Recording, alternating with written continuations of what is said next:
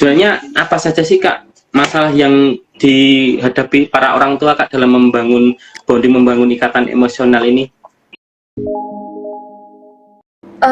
Dari yang saya pahami ya, dan dari pengalaman saya banyak menemukan klien yang mereka terluka secara mental. Kenapa terluka?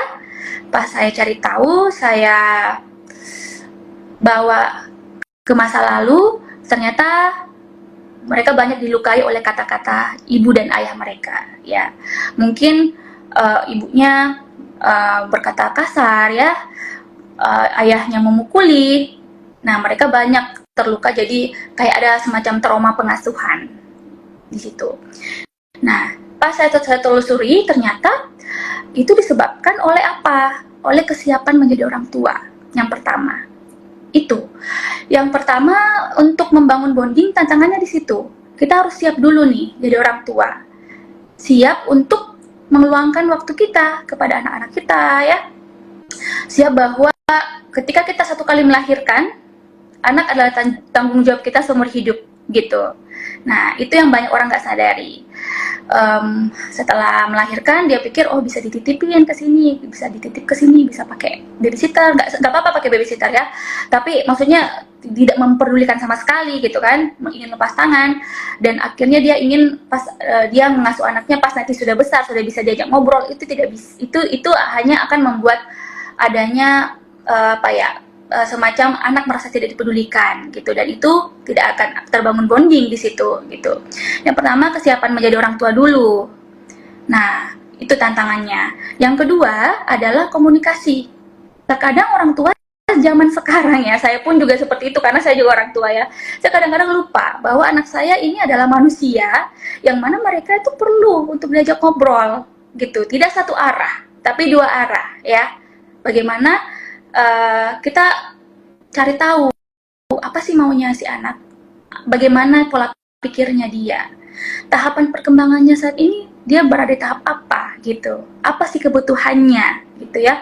Biasanya orang tua tuh memaksakan, tanpa kita sadari kita memaksakan kehendak kita ke anak, karena kita merasa bahwa kita lahir lebih dulu kan gitu kan, kita lahir lebih dulu dari si anak, jadi mungkin mama lebih tahu, mama lebih tahu apa yang terbaik untuk kamu, mama sudah melalui ini, mama sudah melalui itu. Tapi apa?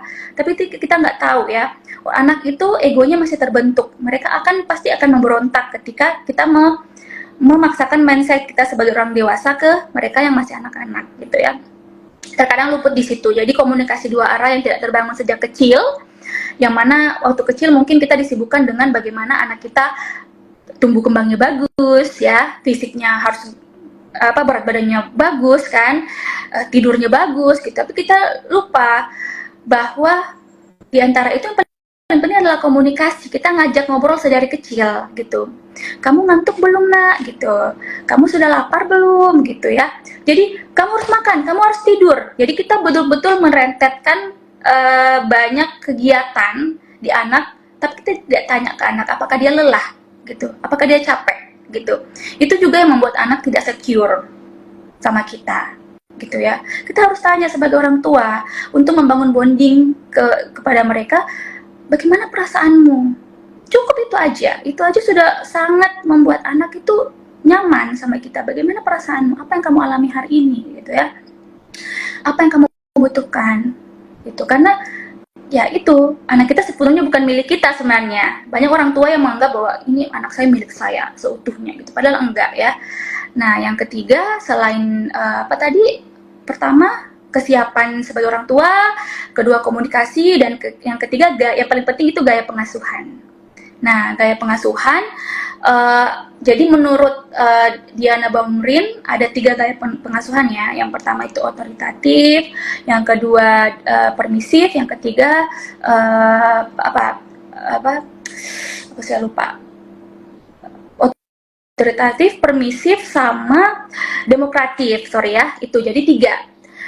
Nah, gaya pengasuhan yang kita terapkan, yang kita berikan ke anak itu juga sangat berpengaruh terhadap bagaimana kita membangun bonding ya, atau tantangan kita dalam membangun bonding. Kalau gaya pengasuhan kita otoritatif atau lebih memaksakan kehendak kita sebagai orang tua ya, tanpa memperdulikan tahapan perkembangan anak, perasaan si anak itu akan membuat anak susah untuk menjalin bonding dengan kita. Tidak adanya rasa nyaman, tidak adanya kelekatan aman. Jadi bukan secure attachment yang ada. Jadi fearful attachment, atau dia takut gitu. Karena apa? Kita memaksakan nilai-nilai kita gitu. Yang kedua permisif juga nggak bagus, karena apa-apa kita ngikutin kemauan anak, silahkan gitu. Padahal anak itu tumbuh bagaikan kertas kosong, ya, istilahnya seperti itu. Kita harus mencoret sesuatu yang baik di diri mereka. Jadi kita kasih tahu nilai-nilai yang baik.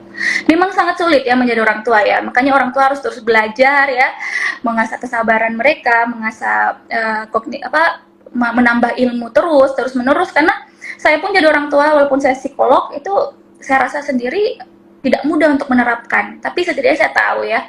Dan yang paling penting, yang paling efektif adalah yang seperti tadi, saya demokratif. Nah, itu bisa tuh. Karena kita mendengarkan ya, kita diskusi, kita terapkan pola dari kecil, kita terapkan dari usia 1 tahun 2 tahun ya, sudah bisa ngobrol ya, 3 ya lah ya, udah mulai terbentuk egonya, sudah mulai enak diajak ngobrol. Kita tanyakan, kamu mau apa?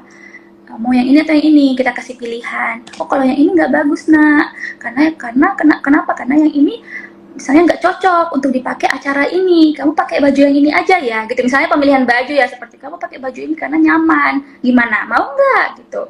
Jadi kita diskusi dari kecil. Memang sangat susah ya, awalnya mungkin kita, aduh nggak ada waktu buat seperti itu gitu kan. Banyak sekali ibu-ibu yang, Bu, saya nggak ada waktu Bu untuk seperti itu, untuk ngajak diskusi anak usia toddler itu. Saya nggak ada waktu, karena saya merasa bahwa waktu saya itu sangat penting, banyak sekali yang harus saya kerjakan, mau beres-beres rumah, apa segala macam. Tapi percayalah, ketika diterapkan, kedepannya anak lebih mudah diatur gitu. Bukan diatur sih, lebih mudah diarahkan. Untuk anak-anak yang normal, misalnya tidak ada diagnosa dari dokter atau psikiater, atau tidak ada diagnosa dari psikolog bahwa mereka mengalami gangguan perkembangan, saya rasa ini cukup diterapkan. Tapi kalau misalnya ada anak yang khusus ya, membangun bonding itu mungkin cukup dengan skin to skin ya, gitu ya, dengan pelukan ya. Misalnya mereka nggak bisa kontak mata kan, misalnya seperti itu gitu, kita bisa sering-sering peluk kan. Kita membuat mereka merasa bahwa kita ready, kita ada di sana gitu. Cukup itu aja gitu.